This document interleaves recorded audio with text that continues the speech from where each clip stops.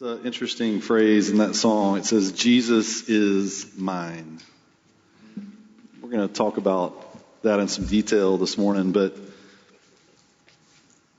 it's interesting when we think about, and I think just reading some stuff in preparation for this message, and especially last week having a chance to be away and to spend just a lot more time in reflection. I think a lot of times we get to a spot in our Christian life where Jesus is our motto. Like he's our creed. He's a flag that we wave. And that's just part of it. Jesus is mine. And I am his. There's a different connotation of that. I mean, Jenny and I celebrated our 20th wedding anniversary last week, and it's just really cool to think about 20 years with Jenny, and just the fact that she is mine and I'm hers, and we've done that thing together for 20 years, through the ups and the downs and all that comes with that. But Jenny isn't just my wife. She is my friend. Like, she is my best friend. She's what I got when I got nothing else on earth other than Jesus. Like, I got Jesus and Jenny, and they both start with J. Right? And there's a difference there between being married to someone, and we know, unfortunately, a lot of couples who are really good partners. They're good roommates. They work well together. And there's nothing wrong with that. But there's a difference between having a glorified roommate or having a quasi-business partner who you can stand long enough, to be in the same house with and whatever. And then there's Jenny is mine. Right? And that's part of why I love that line in Blessed Assurance, because it reminds you that I don't just belong to him. And even though I do, and especially through Christ, I belong to God. But he belongs to me too. Right? He's my God. He's my strength. He's my rock. He's my friend. It doesn't just work in one direction. And so I want to encourage you this morning as we look at Abraham to really let that soak in about this idea that the God of the universe created us for relationship, not just with each other, but for relationship with him. Not just that we believe in him or that we trumpet his goodness or we trumpet his righteousness or we his principles and his character and the things that we want to live by. That's only part of it. And so we really want to lean into that this morning. So we're going to talk about Abraham. So we've gotten through the first 11 chapters of Genesis, and we're now moving over into the life of Abraham. Every time I think about Abraham, when I was a kid, how many of you guys sang Father Abraham as a kid? Especially this time of year when it's camp time, right? You come into chapel on the first night, and whoever's leading chapel gets, all right, kids, we're going to do Father Abraham. And many sons had Father Abraham, right? All true, but it's just burned into my brain, and I can't get over it. So what do you guys know about Abraham? Tell me something about Abraham. Anything. Who's Abraham? Not Abraham Lincoln. The father of many nations, okay. How many nations? Many. How many in particular? And they are... Yeah, the Arabs. Yeah. So through his son Isaac, he's the father of the nation of Israel, and through his son Ishmael, he is the father of a great Arab nation as well, which eventually became followers of the Muslim religion. Both claim Abraham as their father, and in fact, he is.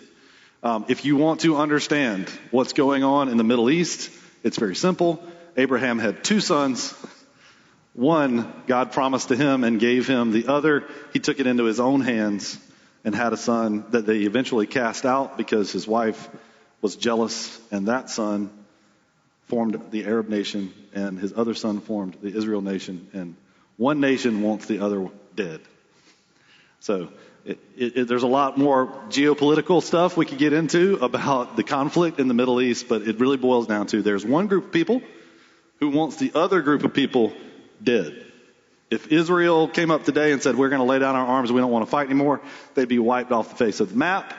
If the Arabs laid down their weapons and said, we do not want to kill Israel anymore, there would be peace in the Middle East. All right. That flows directly out of Abraham. So to put it in some basic right now context, Abraham started that ball rolling. Anything else about Abraham you guys learned or know? His name was Abram. Yep, and we'll talk about that a little bit. Let me go and pop that next slide up. So Abram means exalted father. Abram means exalted father.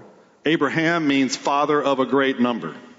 All right, so God changes Abram's name to Abraham, which is a really interesting point. I got my name from God. How many of you guys got your name from God? Yeah. So that's pretty cool, though. I mean, he has one name, which obviously is a revered name. It's a name that connotes that he's got some pull. He comes from an important family. There's some gravitas to who he is already, but God says, I'm going to rename you because I'm going to do something else with you. God has renamed all of us through Christ. We are heirs to the throne of heaven through Christ, and in that sense, we have gotten a new name. The New Testament tells us so. We have a new name in Christ. God gives Abraham directly a new name, and it has this meaning which embodies the covenant that God gives Abraham. I'm going to make you the father of many nations, of a great number of people. Abraham is the 10th generation from Noah. Noah is his great-great-great-great-great-granddaddy. And he's a descendant of Noah's son, Shem. So he's in that side of Noah's family. His father's name is Terah. His father and his grandfather both worshiped false gods. Sarai, or God renames her Sarah, but Sarai is Abraham's half-sister. All right? I know that sounds weird. It'd be really weird in our culture, but in those cultures, not weird. And really until humans realized that inbreeding was causing genetic problems and genetic malformation, it wasn't necessarily, in fact, it was never really frowned upon to marry someone who was related to you. That all changed after the Dark Ages when we realized medically that it was causing genetic problems. So, again, when we read the Bible and we see people who married their cousins and they're marrying their sisters and half-sisters and brothers and all this stuff, and we go, oh, gosh, that's disgusting. Very different world, okay? So he is married to his half-sister. He's born in Ur of the Chaldeans around 2100 BC. Okay. Why is Ur important? Ur is sitting in the middle of modern-day Iraq. Ur was a very wealthy pagan culture. As I said, his father and grandfather both worshipped idols. But it's also a very rich culture. It's sitting in the middle of what's called the Fertile Crescent, for those of you who are still in school and for those of you who can remember that far back to school, sitting in the Fertile Crescent. This is the cradle of civilization. So this is where human civilization is born. Ur is right in the middle of that. Ur had a large ziggurat, which is well known, well established. Ziggurat that's it, yeah. So actually the top of the ziggurat is no longer standing. At its height, it would have been over 10 stories tall, depending on the measurement and, who knows. Because when it was excavated, obviously the top had been torn down, but in looking at architecture and those kind of things, this was a massive structure that is built in Ur, and it was the city center. It was built to worship the moon god, and so this is a pretty important thing. But it's on par with the Egyptian pyramids, with the Aztec temples. This is the same kind of construction, same kind of idea. So this is an important spot where Abraham is born. He wasn't born in the woods. He didn't just show up out of the wilderness. He's in one of the most developed places at the time, and it comes from a pretty important family. He has wealth. He has things. He was probably a merchant. Certainly had shepherding in his background just because he owns a lot of livestock. So Abraham's not a poor guy. He's not. He doesn't come from nothing. The most important thing that I can tell you about Abraham, though, is that he is a friend of God.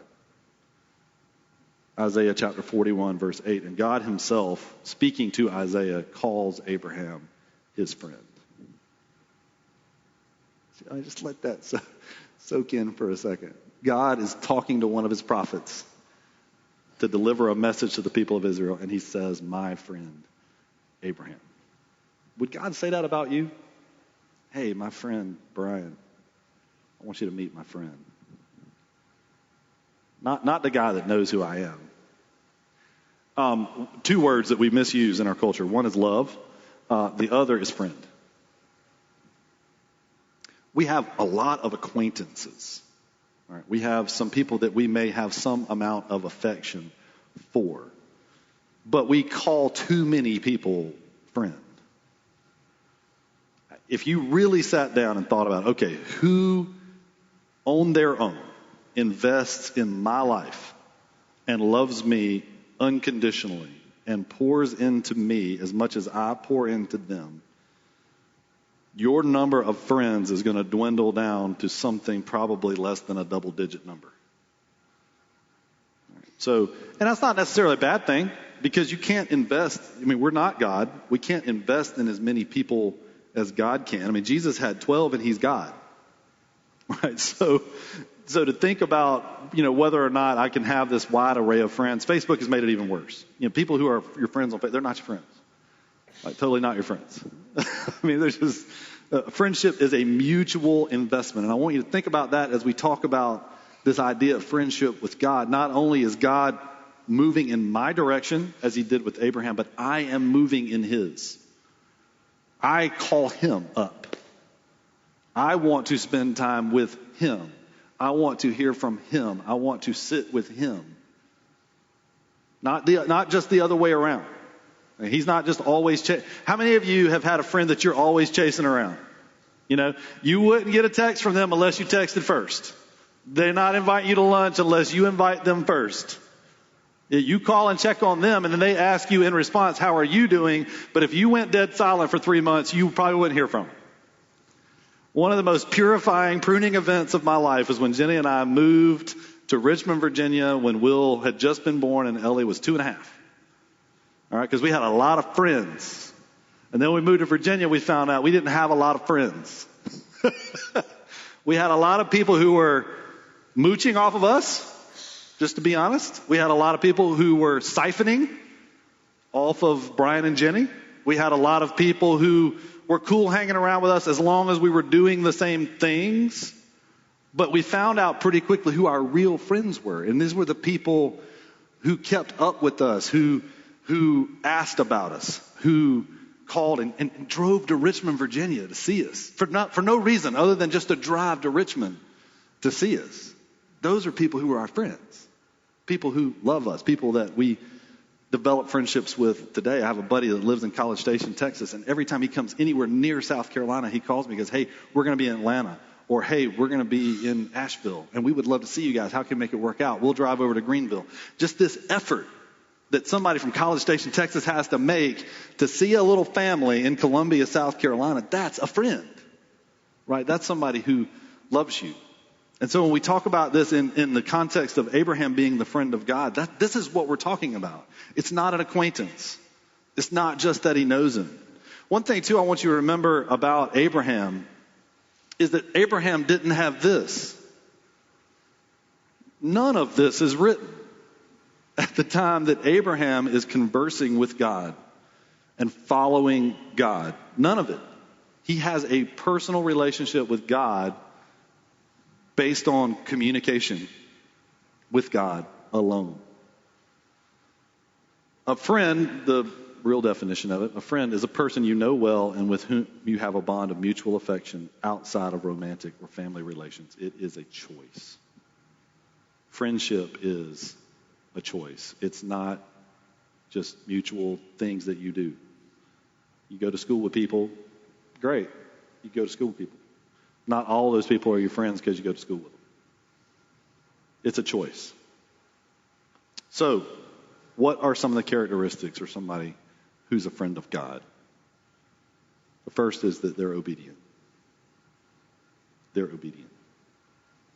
Genesis chapter 12, verses 1 through 3. The Lord said to Abraham, or to Abram at this time, leave your native country, leave your relatives, your father's family, and go to a land that I will show you.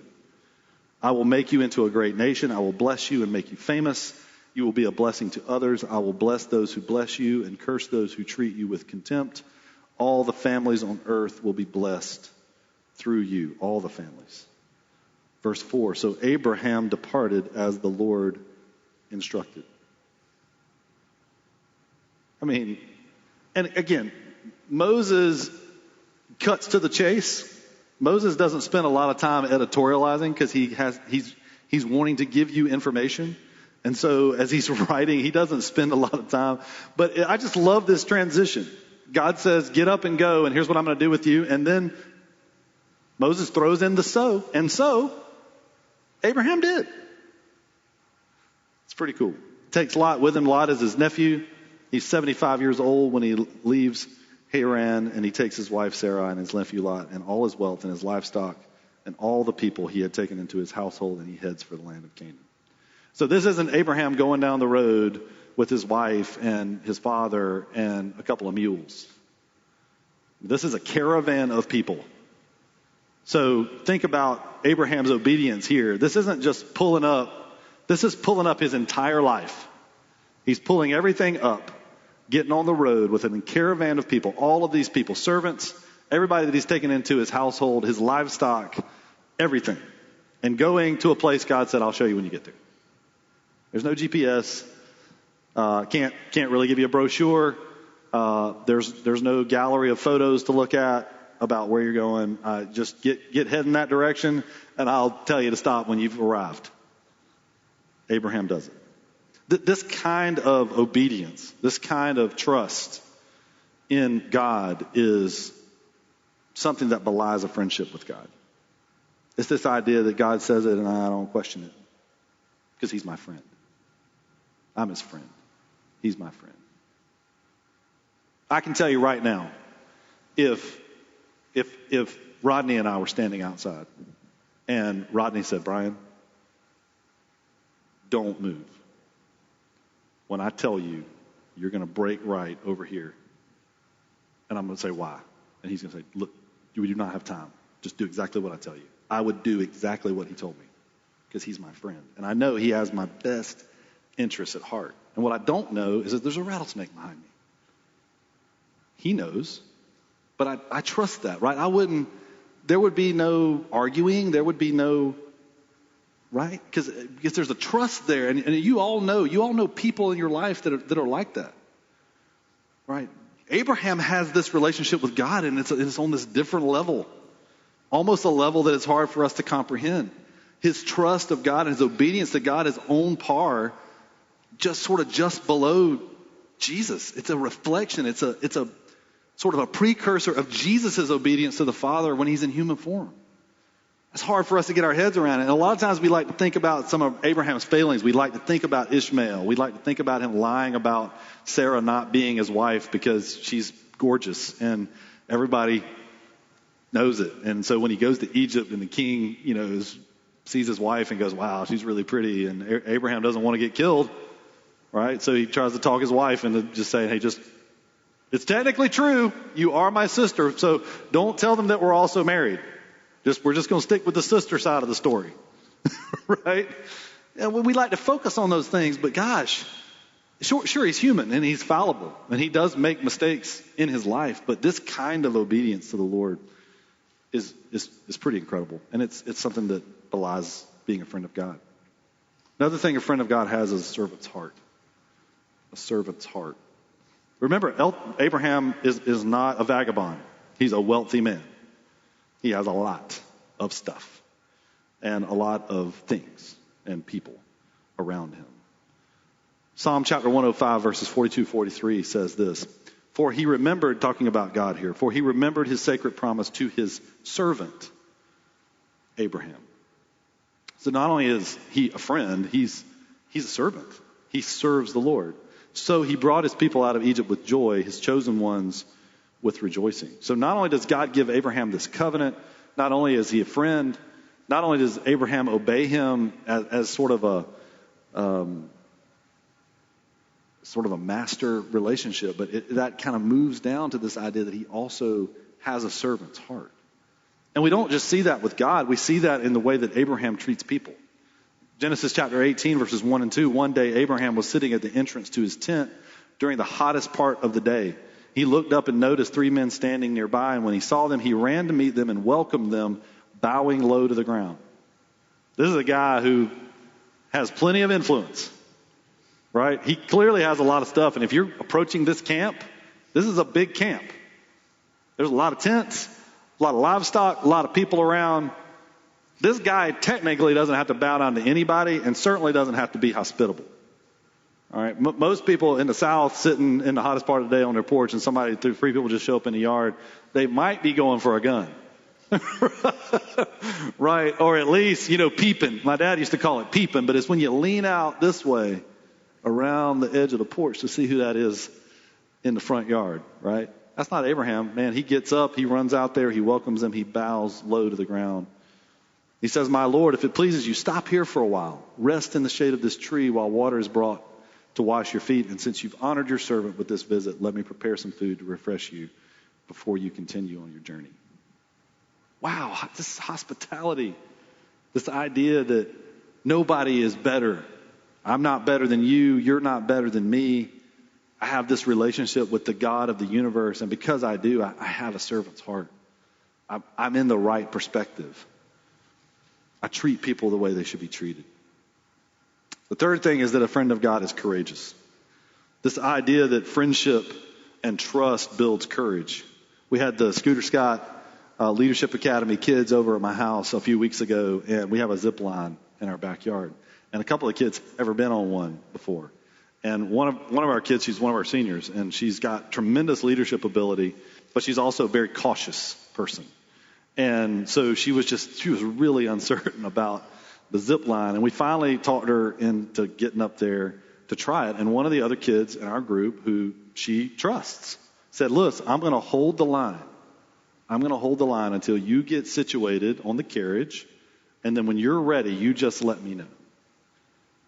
And so finally, Gracie gets on that carriage and lets go and rides the zip line. And then she does it, like 3 or 4 more times. But if Bree had not been holding the line and she didn't trust Bree, that friendship that she had, that trust that she had for her friend, that you're not going to let that line go until I'm ready, is critical to friendship.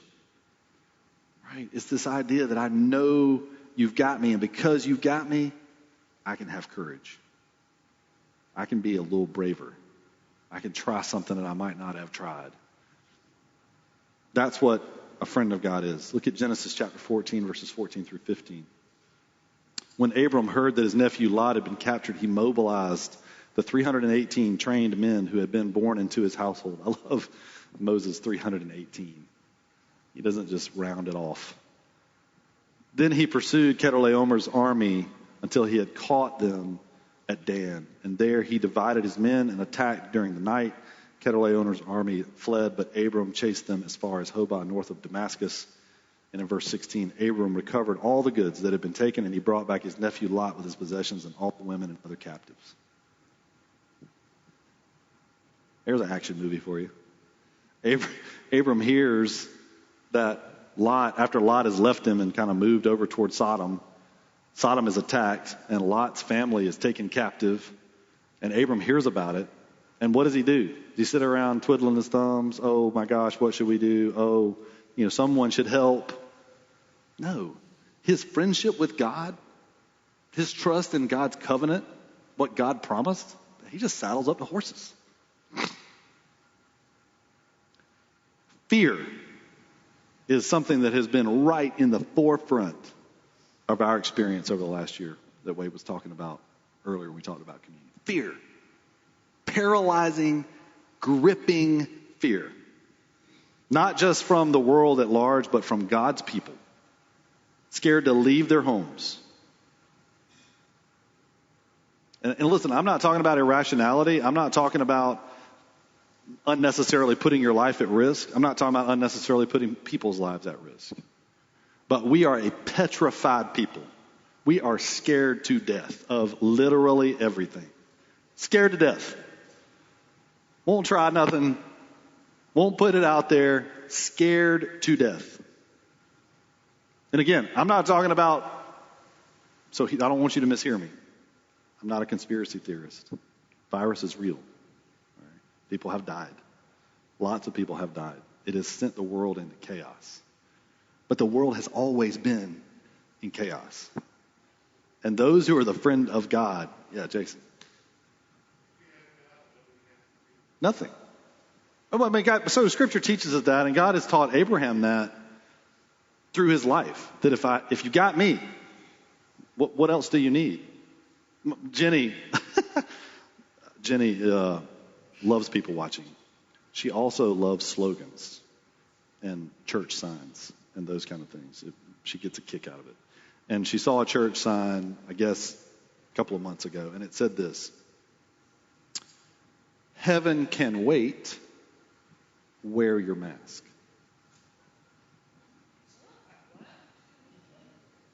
Church sign. Okay? Evangelical, Baptist, church sign. Heaven can wait, wear your mask. Okay? Not here to debate the value or the lack of value of a mask. But if you're in Christ, isn't heaven your goal? Like, we're going to see something. Again, I'm not going to jump off a building to get there. Satan took Jesus up on the highest point and said, "Jump off." And Jesus said, "No. Certainly ain't jumping off for you, Chief." Right? I'm not going to jump off a building and unnecessarily put my life in danger. But gosh, I ain't scared of going to heaven. Neither was Abraham. We'll see that in Hebrews in just a minute. But 318 guys, Sodom has just been attacked by an army. It carries a lot off. That's 318. How many of you guys can shoot a bow and arrow? You had fought with a sword before? All right, good. You've been trained? Awesome. Let's go. Saddle up the horses, camels, whatever it is we're saddling up. He goes and gets it done. He's a man of action, of courage. Why? Because he's got God behind him. Every one of you who's in Christ, you got God behind you. What is there to fear, as Jason said? What's there to be scared of? For real. Friends of God, not scared. Ain't scared. Scooter Scott, friend of God, not scared. Scooter would go in places where, as a white guy, he would get shot. Like, you are in danger of literally getting shot as soon as you turn the corner. Scooter didn't care. "Hey, Jeff, you want to go?" "I don't know, Scooter. I don't know about this now." Right? But that's if we're God's friend. If he's our friend and we're his, that's what we've got. A friend of God is reliant on God. Relies on God. Genesis chapter 22, verses 6 through 7. "So Abraham placed the wood for the burnt offering on Isaac's shoulders, and while he himself carried the fire and the knife. As the two of them walked on together, Isaac turned to Abraham and said, 'Father?' 'Yes, my son,' Abraham replied. 'We have the fire and the wood,' the boy said, 'but where is the sheep for the burnt offering?' Verse 8, Abraham says, God will provide a sheep for the burnt offering. And they both walked on together. This perfect reliance on, I can't see the end of this thing. This is after God has told Abraham, you got to sacrifice your own son for me. Put him on the altar, kill him, set it on fire to prove that you love me. And Abraham, not knowing the end, not knowing that's going to work out, having the courage to do it, says God will provide. How many times do we sit around and worry and fret and make mistakes because of that worry?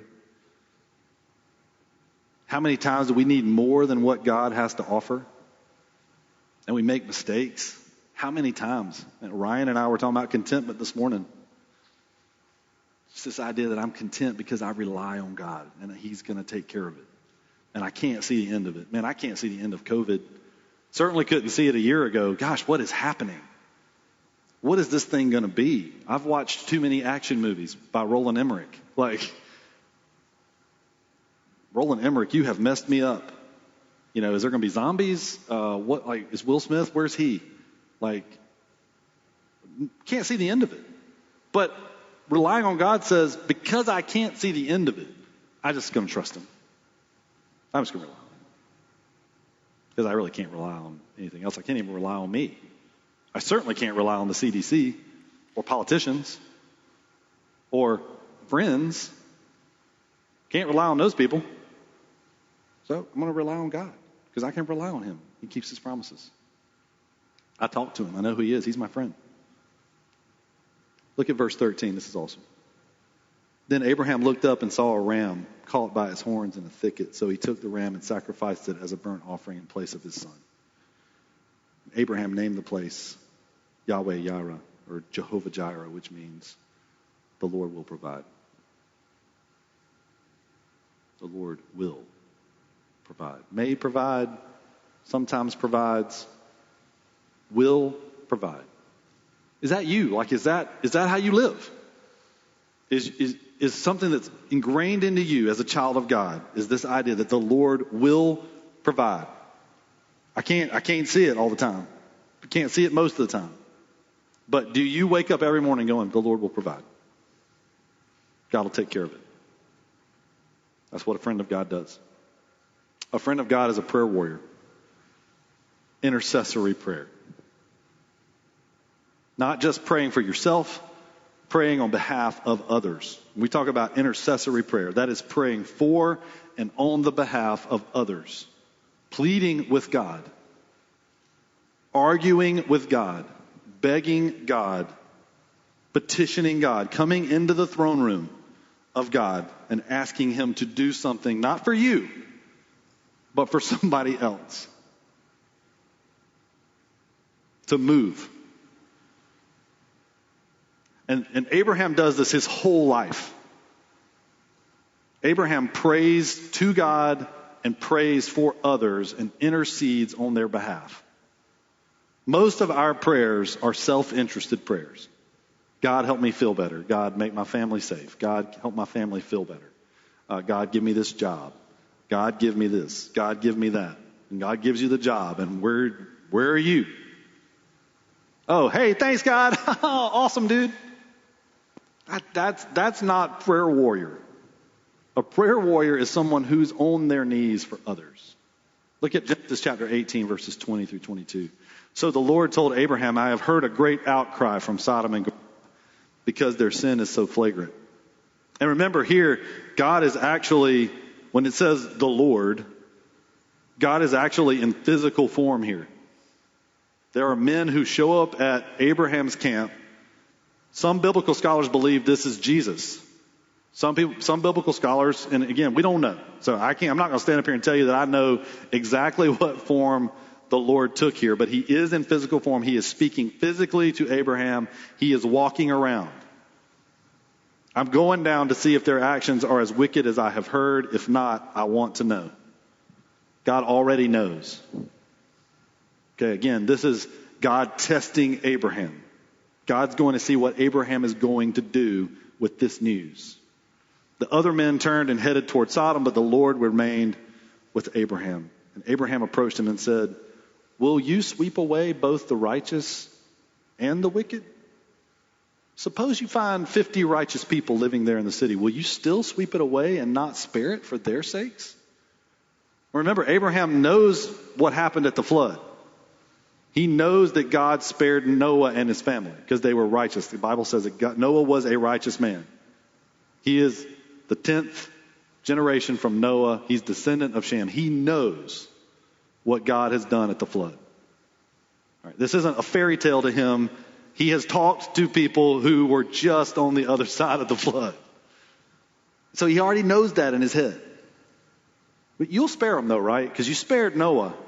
You'll spare it. Right? You won't sweep it away. Surely, yeah. My question about that's always been, is that actually, he's physically talking to him, but would you consider the same thing as a prayer? Yes. Again, because I physically talk to you and we're friends. We have a physical conversation because that's what we're allowed to do. I think sometimes we think of prayer with God as a very disconnected thing. One of my friends used to describe it as I feel like I'm talking and my words are hitting the ceiling and dripping back down on my head. Because I think we approach prayer as this disconnected, I got to go before and kind of follow this pattern and do this thing. And here, Abraham, this is what prayer is. Prayer is talking with God in a relationship with him. He speaks to us through his word. We speak to him in prayer. That's a conversation. Abraham says here, surely you wouldn't do this. Why you would be treating the righteous and the wicked exactly the same? Surely you wouldn't do that. Should not the judge of all the earth do what is right? And the Lord replied, if I find 50 righteous people in Sodom, I will spare the entire city for their sake.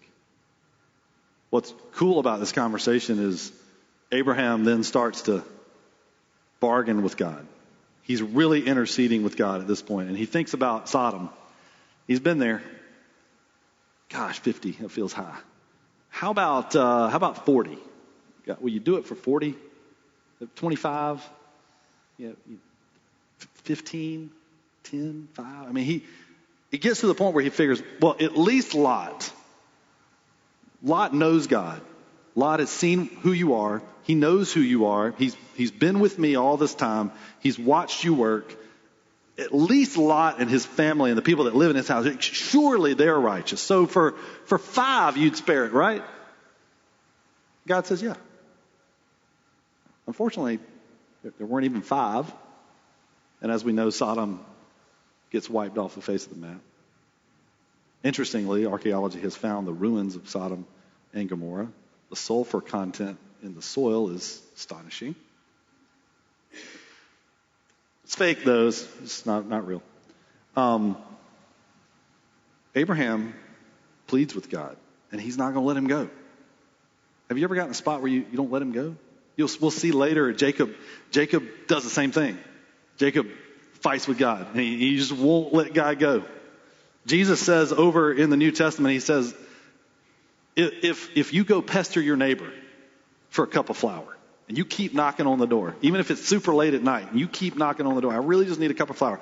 Won't your neighbor get up and give you some flour? He'll eventually, because he's tired of you, right? You're God's kids. Through your persistence in prayer, will he not move? Of course he will. We're just not persistent. We want to throw the one prayer out there. Well, God didn't answer it. Gosh. Well, I guess I'll move on. I prayed for my friend to be saved one time, and it didn't happen. So I guess it's just not in the cards. Intercessory prayer. You ever prayed for somebody for years?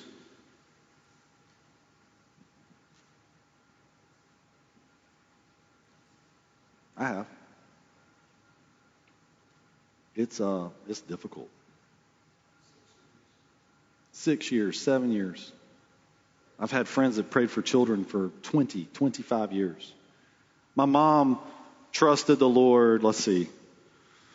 Gosh, I got to walk this way back. So my mom trusted the Lord when I was 12. I'm 40. I'll be 46 in July. So 34 years ago. After she trusted the Lord, she started praying that her father would trust Christ. You know when her father trusted Christ? 4 years ago.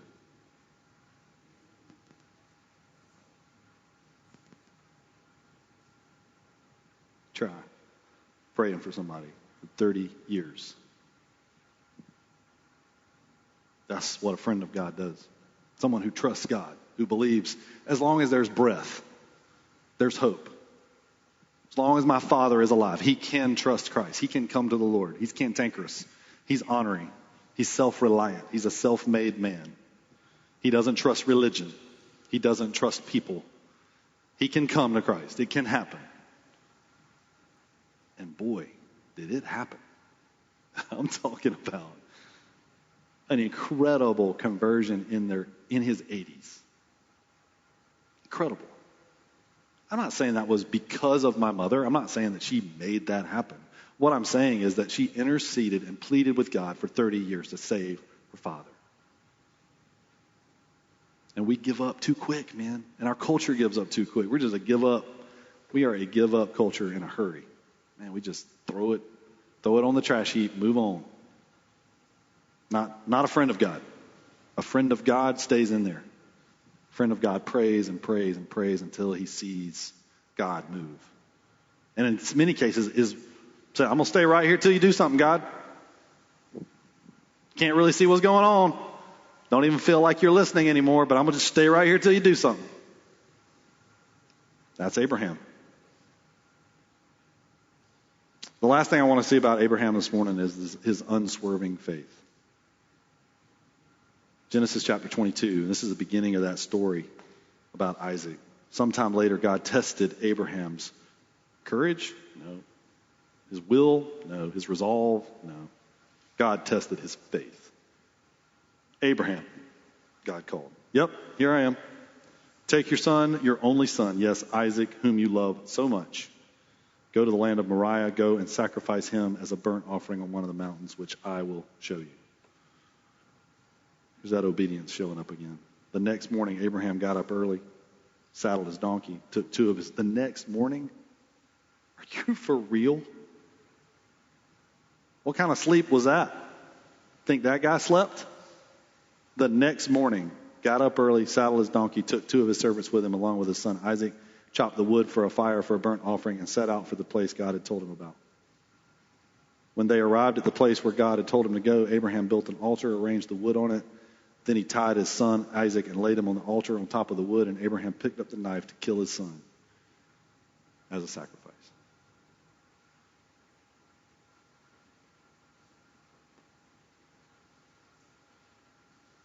I have a son. He's 13. I got to tell you, atheism would look real good right about then. Can't get my head around it. Obviously, God is showing through Abraham a picture of what he's going to do with Jesus later. Abraham can't see the end of that. Abraham doesn't know that he's being a picture of what God himself will do. Takes his own son, his only son, hangs him on a cross to die for the sins of the world. He asks Abraham to do the same, to prove his worship. Not only does Abraham do it, he does it the next day, the next opportunity that he has to be obedient and to prove his faith, to show that he has faith in this God. Can you imagine? Is our faith there? Like, do we trust this God? Do I trust him with my life, with the life of my son, the one he promised me? All right, well, you promised me this kid. Abraham's faith is so powerful that Isaac doesn't run. He's not drugged, y'all. He doesn't fight. His dad ties him up and lays him up on the altar. Isaac knows halfway there what's going down. Remember, he says, hey, I noticed we didn't bring a sheep. I was just, what are we going to do about that? Isaac knows halfway there what's getting ready to go down. Remember, they live in a land of human sacrificers. People who throw their children to crocodiles and burn them on the altars and throw them off of temple rooftops to please their gods. Abraham's faith is so powerful that Isaac's is. Are you such a friend with God? Is your faith so powerful that your kids and the people around you's faith is built up by your faith? Is your faith that strong? 85% of kids who grow up in church leave the faith by the age of 25. 85%. It is a staggering number, and it's only climbing. We are becoming more and more pagan as a culture. 85%. You know what the number one reason is? My parents don't have any faith. They went to church. They said the right things. They said Jesus occasionally. sometimes without a curse word. But they didn't live it. I never saw it at the house. We did the same things the world did. We made decisions the same way. We didn't know our neighbors. We didn't tell people about Jesus. We didn't put ourselves to the hazard for Christ. Why? Because we don't have any faith. We like church. We like the social aspect of church. We like being moral, or we really like being perceived as moral. We don't even really like being moral. We like being immoral. We just want to be perceived as moral. That's not faith. This faith that Abraham has permeates everything. It permeates his people. 318 guys? What kind of leader is Abraham? This guy's a leader of leaders. Why? Because he's got faith. And everybody sees it. Gosh, this guy. Wow. I think let's follow this guy. You ever been around somebody that's that way? Sort of Paul, follow me as I follow Christ. You ever been around somebody like that? Somebody just embolden you to make you want to run through a sheetrock wall just because of their faith? Yeah, I'll just follow this guy. That's who we should be if we're God's friend. If I'm God's friend, that's what my faith should look like. Hebrews chapter 11 says this, verse 8, it was by faith that Abraham obeyed God when God called him to leave home and go to another land that God would give him as an inheritance. He went without knowing where he was going, and even when he reached the land God promised him, he lived there by faith, for he was like a foreigner living in tents. And so did Isaac and Jacob, his son and grandson, who inherited the same promise, but also the same faith. Look at verse 10. Abraham was confidently looking forward to a city with eternal foundations. Heaven can wait. Put your mask on, Abraham. No, he's looking forward to it. Looking forward to a city with eternal foundations. A city designed and built by God. It was by faith that even Sarah was able to have a child, though she was barren and was too old. She believed that God would keep his promise. In verse 12, and so a whole nation came from this one man who was as good as dead. A nation with so many people that, like the stars in the sky and the sand on the seashore, I've never been able to say that word. Seashore, there is no way to count them. How did he do that? Talent. Talented guy. Faith. Not because he was a dynamic speaker. Not because he put out albums through his worship program. Had a fog machine. Faith. I just trust God. I put all my faith, all my marbles. I'm going to go all in. I'm going to take all of these chips and put them on God. We're all sitting there. Some of us have some chips on God, right? We put, I feel like you got 4 aces in your hand. 4 aces, and you still got like 4 or 5 chips sitting over here. But I don't want to leave here empty-handed, in case these 4 aces don't win. Like the 4 aces always win. I don't know if y'all play poker. It's a winner. But we don't. Always hedging. Got to hedge with bets. Abraham doesn't hedge. He's all in.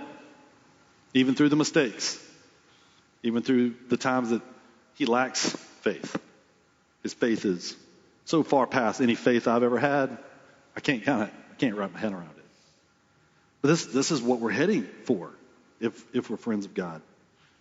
I love this quote by D.L. Moody. Moody was a pastor, evangelist. His preaching, Moody would ride into town and the bars would close. Like when they heard Moody was coming, the bars would close, the gambling would shut down, the brothels would shut down, and never reopen. This is Moody. Powerful preacher. A rule I have had for years. Treat the Lord Jesus Christ as a personal friend. His is not a creed, a mere doctrine, but it is he himself that we have. Jesus is mine. And if you will, like Moody, like Abraham, if God is your friend and you treat him as such, and you live in such a way that shows that he's your friend,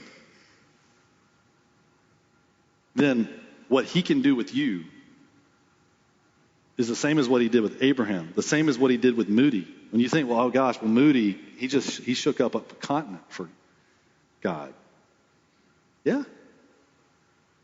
You can too.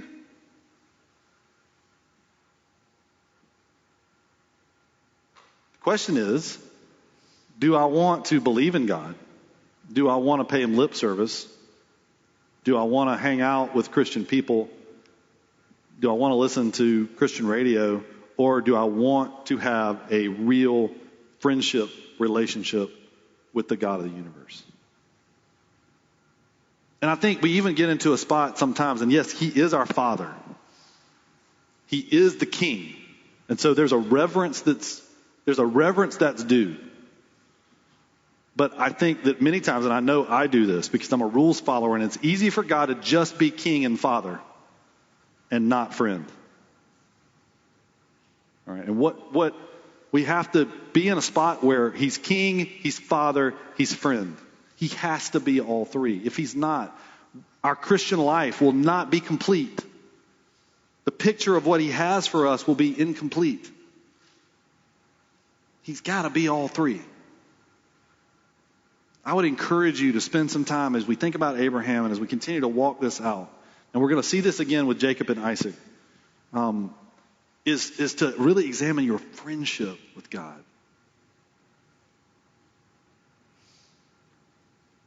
Because that's what he built us for.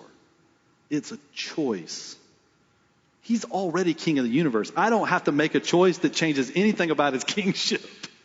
It doesn't matter what I choose. He's the king. Right? It doesn't matter what I choose. He's the Father.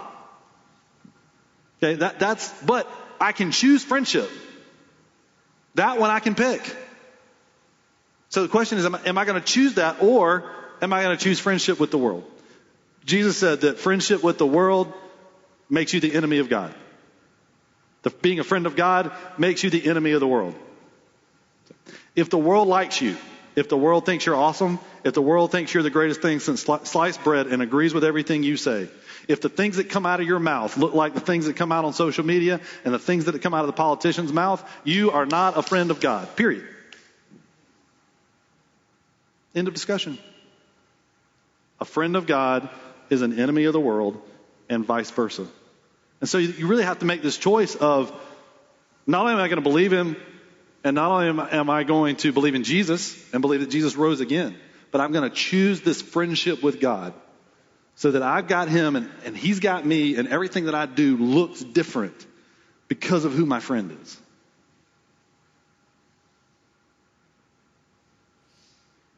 Let's pray together.